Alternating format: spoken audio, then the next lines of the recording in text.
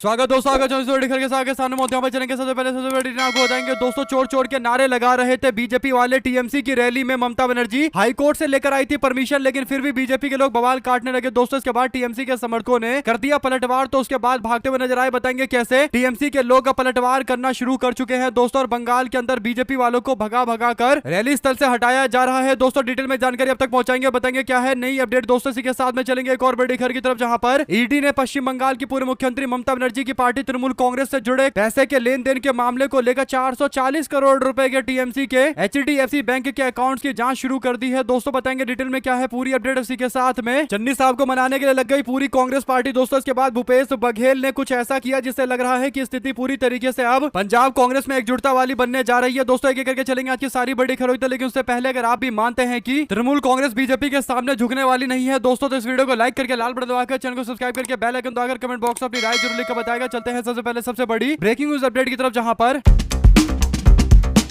पश्चिम बंगाल की राजधानी कोलकाता में बुधवार को पूर्व मुख्यमंत्री ममता बनर्जी के नेतृत्व में तृणमूल कांग्रेस के यूथ विंग ने बारुईपुर के अंदर 11 साल की नाबालिग बच्ची के साथ में हुए यौन शोषण के मामले और हत्या के मामले को लेकर रैली निकाली दोस्तों। और ये रैली निकालने के लिए परमिशन हाईकोर्ट में जाकर लेनी पड़ी, यानी बीजेपी की सरकार में अब पश्चिम बंगाल के अंदर आम जनता और खासकर महिला की सुरक्षा के मामले को लेकर और उनके न्याय की मांग को लेकर भी रैली करने के लिए हाईकोर्ट का दरवाजा खटखटाना पड़ रहा है, क्योंकि शुभेंदु अधिकारी ने पूरी तरीके से कोशिश की हुई है कि ममता बनर्जी सड़कों पर ना उतरे, सड़कों पर उतर कर संघर्ष ना करे, और भाजपा सरकार इन्हीं सारे प्रयासों में लगी हुई है दोस्तों। रैली के दौरान बंगाल में सत्तारूढ़ भारतीय जनता पार्टी के समर्थकों ने टीएमसी प्रमुख ममता बनर्जी और पार्टी के समर्थकों के विरोध में चोर चोर के नारे लगाए दोस्तों। हालांकि इस बार टीएमसी के लोग पूरी तरीके से तैयार बैठे हुए थे। टीएमसी के लोगों ने भाजपाइयों के साथ जमकर हाथापाई की दोस्तों, जिसमें कई सारे बीजेपी के लोगों को पीटा गया, और इस बात को लेकर काफी अफरा तफरी वाली स्थिति देखने को मिली दोस्तों। इसके बाद पुलिस ने जैसे तैसे माहौल को कंट्रोल में किया और रैली की शुरुआत में ही झड़प की जानकारी सामने आई दोस्तों। ऐसे में बालीगंज के फारी से शुरू हुआ विरोध रैली 3 किलोमीटर लंबे रास्ते पर धीरे धीरे करके आगे बढ़ता हुआ नजर आया और हाजरा मोड़ तक जाकर खत्म हुआ दोस्तों। ममता बनर्जी ने पुलिस पर आरोप लगाया कि वे लोग निष्पक्ष तरीके से कार्रवाई नहीं कर रहे हैं, बीजेपी के एक भाग के तौर पर काम कर रहे हैं, यानी भाजपा की पुलिस बनकर काम कर रहे हैं और बीजेपी के कार्यकर्ता की तरह बर्ताव कर रहे हैं। ऐसे में ममता बनर्जी की रैली में विघ्न डालने की कोशिश की गई दोस्तों, लेकिन टीएमसी की नेत्री ममता बनर्जी के चेहरे पर एक फिक्र नहीं है, क्योंकि उनको पता है कि जब उन्होंने 34-35 साल पुरानी लेफ्ट पार्टी की सरकार के सामने लड़ाई लड़ ली और उनको सत्ता से उखाड़कर फेंक दिया, तो फिर बीजेपी के तो अभी आए हुए जुम्मा 2 महीने नहीं हुए, और इसीलिए भाजपा वाले चाहे कितनी कोशिश कर ले, ममता बनर्जी को अनुभव है एक बड़ी मजबूत और कठोर तंत्र के सामने लड़ाई लड़ने का और उनको बुरी तरीके से हराने का। जो उन्होंने ममता बनर्जी ने पहले कर दिया दोस्तों 2011 के अंदर, वो आज तक कोई ऐसा नेता नहीं कर पाया। नहीं, सड़कों पर उतरकर उन्होंने पूरी तरीके से बंगाल की परिदृश्य को बदल दिया था, और एक बार फिर से ममता बनर्जी संघर्ष के रास्ते पर मैदान में उतरी हुई है दोस्तों। सबको पता है कि जब तक ममता बनर्जी सड़कों पर लड़ाई लड़ती रहेगी, तब तक भारतीय जनता पार्टी बंगाल के अंदर कुर्सी पर सही से बैठ नहीं सकती। उसको उचक कर देखना ही पड़ेगा कि बंगाल के अंदर जनता परिवर्तन की मांग ना करे। और वैसे भी दोस्तों बंगाल के अंदर भारतीय जनता पार्टी जिस तरीके की सरकार चला रही है, बंगाल के लोग वैसी सरकार पसंद करते नहीं है। खासकर अभी हाल फिलहाल के अंदर ही अगर आप देखेंगे तो अन्नपूर्णा योजना के तहत महिलाओं के खाते में 3000 रुपए तो दिए जा रहे हैं दोस्तों, लेकिन लगभग 26 लाख लोगों के महिलाओं के फॉर्म को रद्द कर दिया गया है दोस्तों, यानी जो एप्लीकेशन दिया गया था उसको रद्द कर दिया गया। इसका मतलब लगभग 1 करोड़ लोग इससे सीधा प्रभावित होंगे दोस्तों। ये बहुत बड़ा मामला है, इस पर आप लोग की क्या राय है लिखकर जरूर बताएगा। अगर आप भी मानते हैं कि ममता बनर्जी के पास आज की डेट में भी 41% लोगों का समर्थन है और 41% को 45 पर ले जाने में केवल 4% वोट का इजाफा करवाना है, और पूरा बंगाल में जो बीजेपी 207 सीटें लेकर आई है वो पूरी तरीके से स्थिति पलट जाएगी। 2 शब्द जरूर लिखकर बताएगा। साथ साथ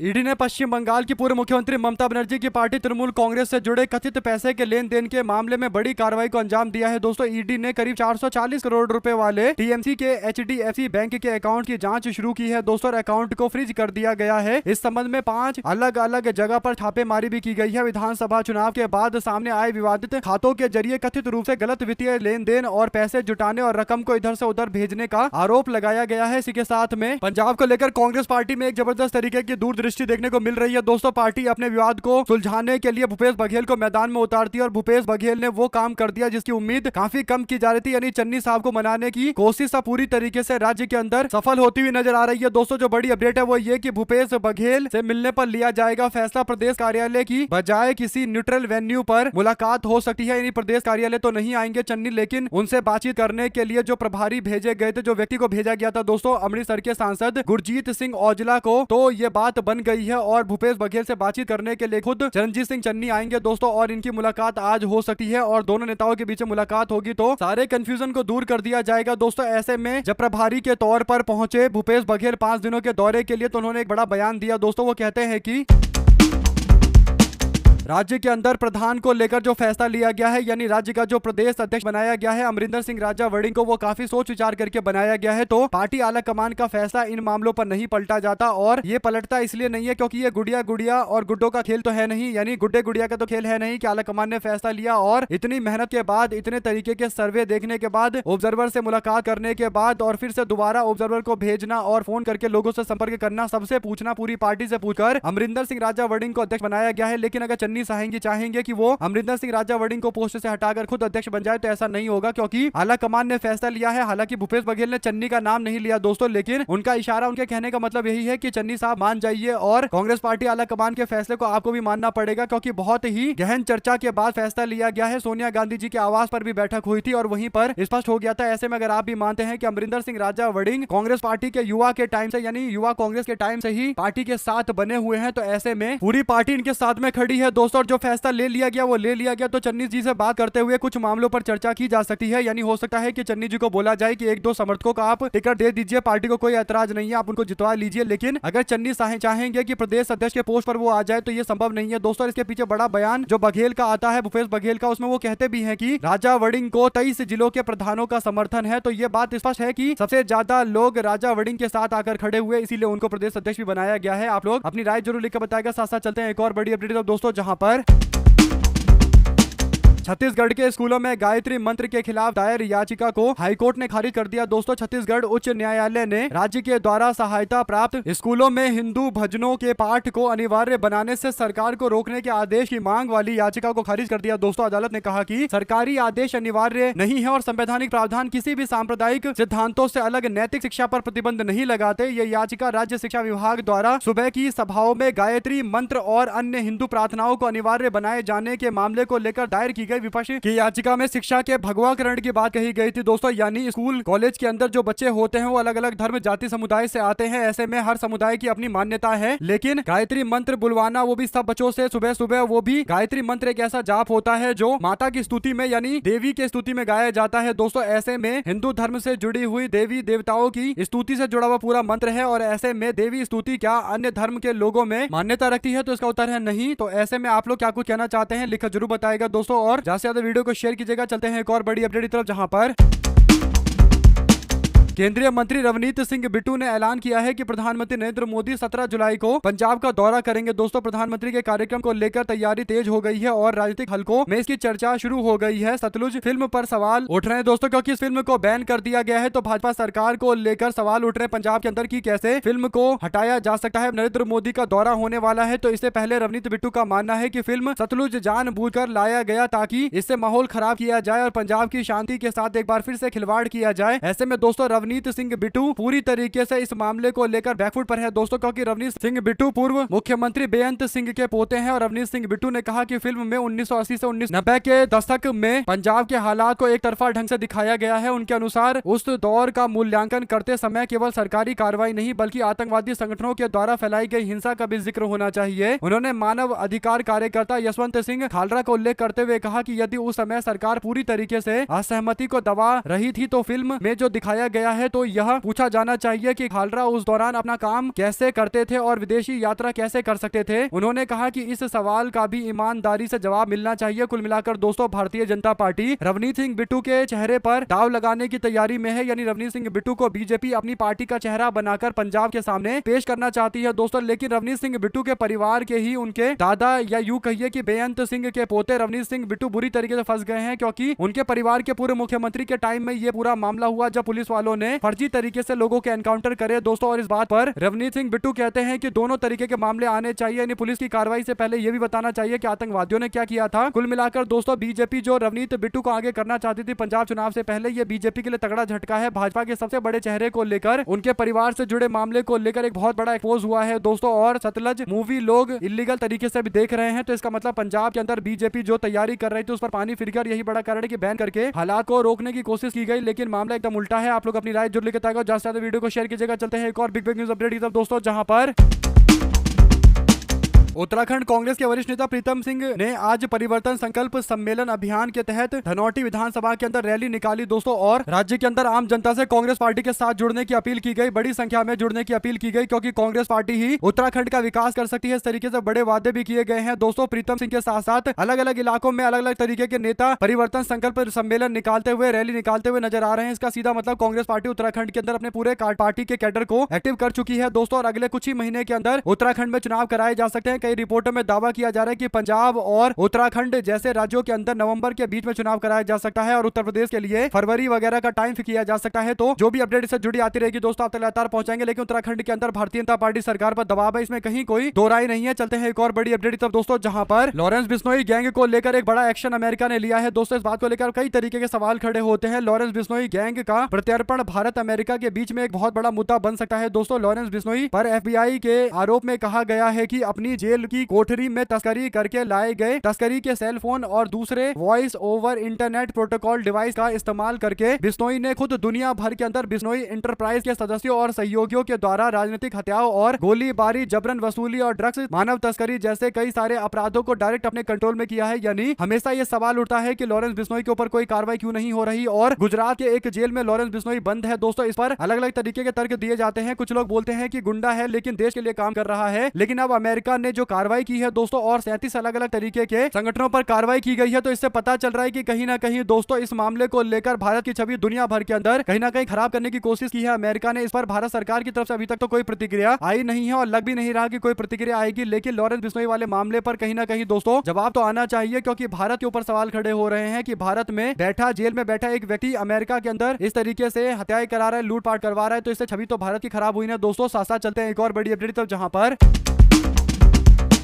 अगर पहरा देने वाला कुत्ता ना भौंके तो समझना चाहिए कि वो चोरों को जानता है। पूर्व प्रधानमंत्री अटल बिहारी वाजपेयी का पुराना वीडियो काफी ज्यादा वायरल हो रहा है दोस्तों। यानी कह सकते हैं कि ये बयान इसलिए वायरल हो रहा है क्योंकि हाल फिलहाल में जितने घोटाले के मामले सामने आए दोस्तों, उन पर जिस तरीके की कार्रवाइयां होनी चाहिए थी वैसी कार्रवाई नहीं की गई, और जो शीर्ष पर लोग बैठे हुए हैं वे लोग भी चुप बैठे हुए हैं। तो इसका मतलब कह सकते हैं कि सबकी सांठ गांठ है। और आप लोग जानते हैं दोस्तों कौन से मामले की चर्चा हो रही है, आप लोग कमेंट बॉक्स में लिखकर जरूर बताएगा। और जो अटल बिहारी वाजपेयी बोल रहे हैं और जो बीजेपी आज काम कर रही है, उसमें जमीन आसमान का अंतर क्या आपको दिखाई देता है, या फिर आप लोग इस पर कुछ और कहना चाहते हैं? जो भी आपकी राय है लिखकर जरूर बताएगा। चलते हैं एक और बड़ी अपडेट तरफ, जहां अज्ञात आय से स्रोत से मिली संपत्तियों को अवैध नहीं माना जाएगा। पीएमएलए के एक मामले में टिप्पणी करते हुए इलाहाबाद हाईकोर्ट ने इस बात का जिक्र किया है दोस्तों। अज्ञात आय से जो सोर्स से संपत्ति जुटाई गई है उसको अवैध नहीं माना जाएगा। ये अपने आप में देश के अंदर बेनामी संपत्तियों को बढ़ाएगा। इस तरीके के मामले, इस तरीके के आदेश कोर्ट जारी कर रहा है, तो ये सही नहीं है स्थिति। आप लोग इस पर अपनी राय जरूर लिखकर बताएगा दोस्तों। साथ राम मंदिर के चंदा चोरी के मामले को लेकर लगे आरोपों के बीच एक बड़ी अपडेट सामने आती है। चंपत राय ने बयान दिया। चंपत राय ने नया दावा करते हुए कहा कि एसआईटी की अंतिम रिपोर्ट आएगी तब मैं बोलूंगा। और राम मंदिर के चढ़ावा चोरी प्रकरण के बीच में चंपत राय ने सोशल मीडिया पर हाथ से लिखा पत्र जारी करते हुए अपना पक्ष रखा दोस्तों। चंपत राय ने अपने ऊपर लगे आरोपों को अनर्गल बताते हुए कहा कि उन्होंने फिलहाल मौन धारण किया है। राय ने लिखा कि एसआईटी की अंतिम रिपोर्ट आने के बाद वो सभी बिंदुओं पर जवाब देंगे, चर्चा करेंगे। उन्होंने यह भी दावा किया कि एसआईटी की प्रारंभिक रिपोर्ट में उनका नाम नहीं है। चंपत राय के इस बयान के बाद अयोध्या चढ़ावा प्रकरण में नया मोड़ आ गया है दोस्तों। सवाल यह है कि एसआईटी की अंतिम रिपोर्ट आएगी तो चंपत राय क्या बड़ा खुलासा करेंगे? आप लोग इस पर अपनी राय जरूर लिखकर बताएगा। साथ साथ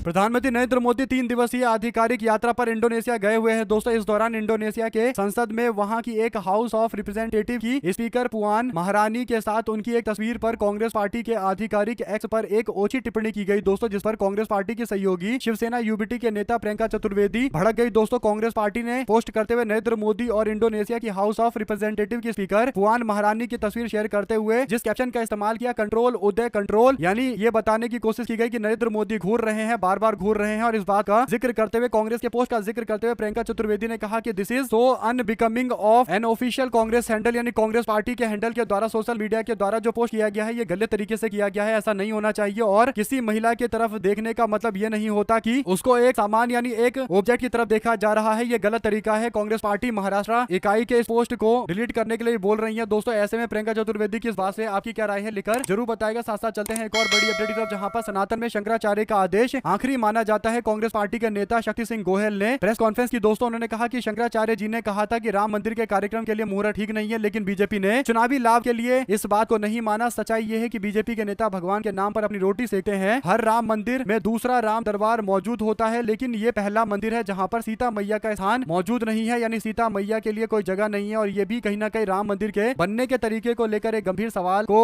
जन्म देता है। दोस्तों शक्ति सिंह गोयल इस मामले पर डिटेल में चर्चा कर रहे थे, मीडिया से बात कर रहे थे। वहीं पर अरविंद केजरीवाल ने एक बड़ा फैसला लिया। दोस्तों जो बड़ी अपडेट है वो ये की अरविंद केजरीवाल ने देश के 29 ऑटो मैन्युफैक्चरर को पत्र लिखा है। दोस्तों केजरीवाल ने पत्र में कहा है कि मैं जानना चाहता हूं कि 2023 से पहले जो गाड़ियां 5 अलग अलग कंपनियों के अंदर बनाई गई, जिन कंपनियों को उन्होंने लेटर लिखा उनसे पूछा है कि जो आपकी कंपनियों में 2023 से पहले ये गाड़ियां बनाई गई थी, क्या इन गाड़ियों के अंदर उस तरीके का इंजन डिजाइन किया गया था कि ये E20 तेल के लिए कंपेटिबल हो, यानी उसके लिए पूरी तरीके से उपयुक्त हो। कुल मिलाकर दोस्तों जवाब मांगा जा रहा है इन 29 अलग अलग ऑटो मैन्युफैक्चरिंग कंपनियों से। अब इस पर देखना यह होगा कि क्या जवाब आता है, क्या इन कंपनियों में हिम्मत है कि ये खुलकर बोले कि 2023 से पहले जो गाड़ियां बन रही थी वहां किसी में भी E20 कंपैटिबल नहीं था, यानी उपयुक्त नहीं था E20 पेट्रोल या डीजल इस्तेमाल करने के लिए। अभी आज की डेट में दोस्तों E20 पेट्रोल हर जगह डाला जा रहा है। जो 2023, 22, 21, 20 या कोई भी गाड़ी हो दोस्तों उसके अंदर E20 डाल दिया जा रहा है। और जब इंजन को तेल यानी E20 तेल के हिसाब से नहीं बनाया गया तो फिर ये कैसे गाड़ियों के काम आ सकता है, ये एक बड़ा सवाल है। दोस्तों आप लोग इस पर अपनी राय जरूर लिखकर बताएगा। साथ साथ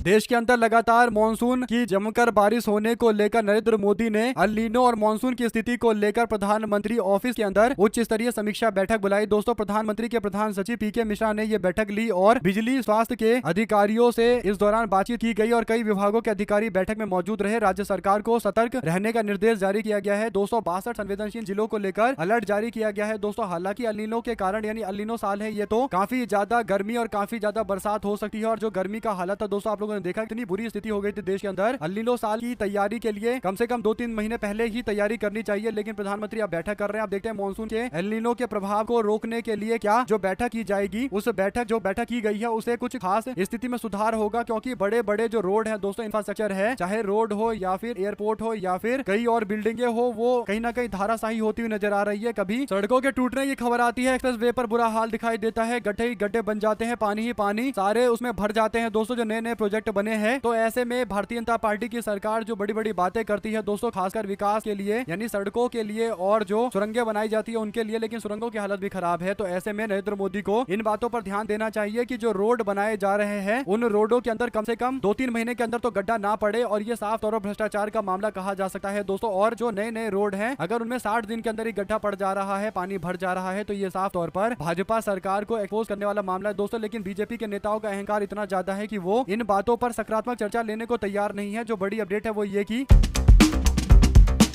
बीजेपी की सरकार ने मिसिंग लिंक एक परियोजना का शुभारंभ किया था दोस्तों, यानी कुछ दिन पहले एक्सप्रेस वे एक टनल के रास्ते बनाया गया था। और ये ऐसा इसलिए बनाया गया था ताकि मुंबई और पुणे के बीच में जो दूरी है वो कम हो जाए, और इसे लेकर दावा किया जा रहा था कि ये अपने आप में स्टेट ऑफ आर्ट यानी अपने आप एक अनोखा डिजाइन है, एक अनोखे तरीके का प्रोजेक्ट बनाया गया है। ये इंफ्रास्ट्रक्चर का मार्बल है, यानी अपने आप में एक अद्भुत चीज विकसित कर दी गई है। लेकिन दोस्तों और बीजेपी के नेताओं के द्वारा जब 1 मई को उद्घाटन किया गया, जिसमें मुख्यमंत्री देवेंद्र फडणवीस भी थे और उनके साथ में उप मुख्यमंत्री दिखाई दे रहे हैं दोस्तों, और एक बड़ी सी महंगी गाड़ी में भी नजर आ रहे हैं। उसके बाद केवल 2 महीने के भीतर ही पूरी तरीके से मामला एक्सपोज हो गया दोस्तों। जैसे ही एक्सपोज हुआ लोगों ने दिखाया कि यहाँ तो झरना बन चुका है और पूरी तरीके से जाम लग चुका है, यानी मट्टी लैंडस्लाइड होकर यहाँ पर आ चुकी है। तो इसके बाद देवेंद्र फडणवीस ये सारे सवाल खड़े करने वाले लोगों को धमकियां दे रहे हैं और कह रहे हैं कि पैसा लेकर मुंबई को बदनाम, महाराष्ट्र को बदनाम करने की कोशिश की जा रही है। यानी वही दिल्ली वाला हाल है दोस्तों, की मोदी सरकार से सवाल पूछ लो तो भाजपा ही बोलने लगते हैं कि इसके पाकिस्तान से लिंक होंगे, ये तो पाकिस्तानी होगा, ये तो देशद्रोही होगा। वही बीजेपी के नेता देवेंद्र फडणवीस का अहंकार नजर आ रहा है, वो भी कह रहे हैं कि भाड़े के टट्टू यानी भाड़े के पैसे लेकर काम करने वाले ये लोग हैं जो मुंबई और महाराष्ट्र को बदनाम कर रहे हैं। ऐसे में दोस्तों देवेंद्र फडणवीस का ये बयान ये बताता है कि इनका अहंकार इसलिए इतना बढ़ गया है क्योंकि राज्य के अंदर इनकी 2 बार सरकार बन गई है, और इस बार जो सरकार इनकी बनी है उसमें विपक्ष पूरी तरीके से खत्म हो गया है। तो आप लोग जानते हैं कि कैसे सरकार बनाई गई है, लेकिन क्योंकि बीजेपी के नेताओं के लिए बहुत बड़ी जीत है दोस्तों, तो अहंकार तो इनका बढ़ ही गया है, और इतना ज्यादा बढ़ गया है कि अब जो पत्रकार खुलासा कर रहे हैं या फिर रिपोर्टिंग कर रहे हैं, जो अधिकार है ये जानने का कि जनता के पैसे कहाँ खर्च किए गए, कौन सा स्टेट ऑफ आर्ट बना दिया गया, तो उसे कहीं ना कहीं निशाना पर लेते हुए कह रहे हैं कि ये लोग भाड़े के टट्टू है। कहने का मतलब दोस्तों पुलिस वालों को संकेत दिया जा रहा है, संदेश दिया जा रहा है कि ऐसे लोगों को यहाँ मत आने दो और प्रोजेक्ट की हकीकत मत दिखाने दो। आप लोग इस पर जो भी राय देना चाहते हैं लिखकर जरूर बताएगा। साथ साथ चलते हैं एक और बड़ी अपडेट दोस्तों, जहां पर